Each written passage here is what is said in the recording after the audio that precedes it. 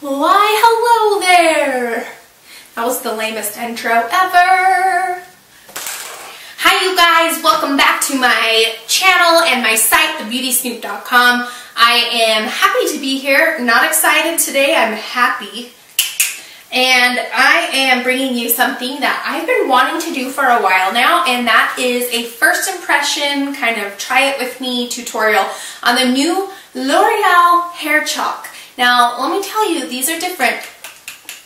They are liquid. They are not an actual, like, dry chalk, but they kind of do the same thing. They give you temporary color in your hair, and I'm really excited to try them. I've been seeing them in the beauty supply for a month or so, really just interested, and I thought I would take you guys along with me while I demo these for the first time to see if it is something that is cool or not so cool. And what a better guinea pig than on myself, right? So if you've never heard of L'Oreal hair chalk and you want to know a little bit more about them, you can have this done in a L'Oreal salon or you can do it at home. So I'll leave instructions on how to find out about both of those options down below. But basically it's a water-based ink product. So it goes directly on dry hair and it gives a pop of that pigment. It's different than hair chalk, like I said, because it's wet. And it's supposed to last 2 to 10 washes, where traditional hair chalk really just lasts until you wash it out, and it really doesn't even make it that far because it's all over your clothes and all over your floor. If you've tried it, you know what I'm talking about. So this is a cool product. I'm really excited to dive right in. It comes in 8 different colors, and some of them, 5 of them I think, are fashion colors, so reds, purple, blue, that kind of thing. And then there's a few of them that are like actual hair colors, so like a brown and a black and kind of a coppery.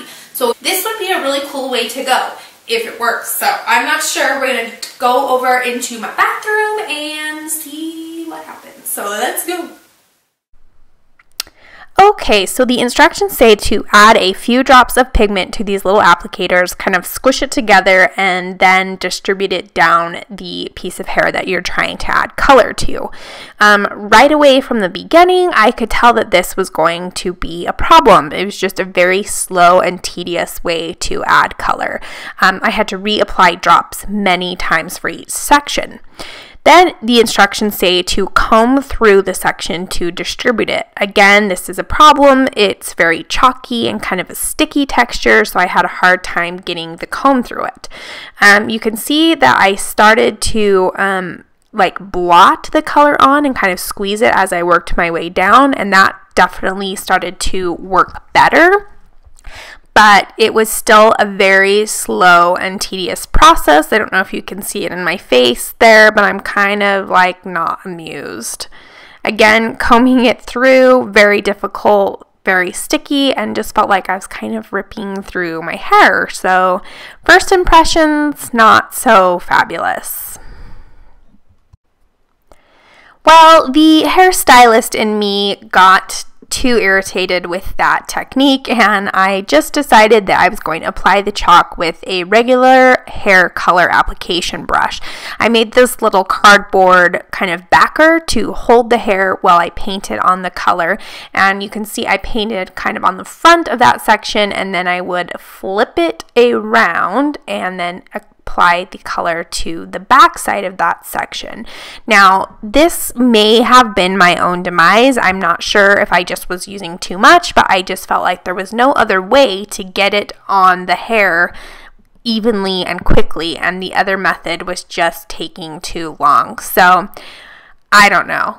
I'm going to say that yes, it was probably my own fault. So here you can see that I'm doing the next step in the instructions, which is to brush it through and apply heat with your blow dryer.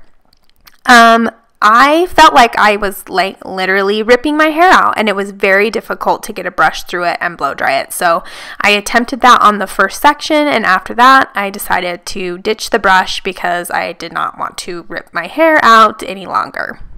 Okay, you guys, so I just finished blow drying my hair. I know you're supposed to comb through it, brush through it. Honestly, I tried that and it was pulling on my hair so much that I just felt like I was doing more damage than good.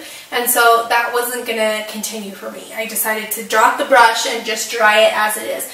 Obviously, I could not walk out of the house right now. I have It's super crunchy. It feels like chalk. It's just kind of a hot mess at the moment. The pigment is really good. I mean, it's there. It's definitely purple. But like I said, it is chalky and crunchy and definitely not something that I could leave. So I am going to let it sit for a little bit and just kind of soak in and dry completely. And then I'm going to wash it and see what we get after that, because this is definitely not something that I can leave. So I'll be back later. Bye-bye. Okay, we have just finished. I just finished blow drying my hair after washing it out. I curled it a little bit, put my clothes back on, so I'm put back together, and here we are. So my hair is done, and as you can see, it is clearly not purple. So let me tell you what happened. I started out by following the rules and using the little applicator to put it on. That was taking way too long.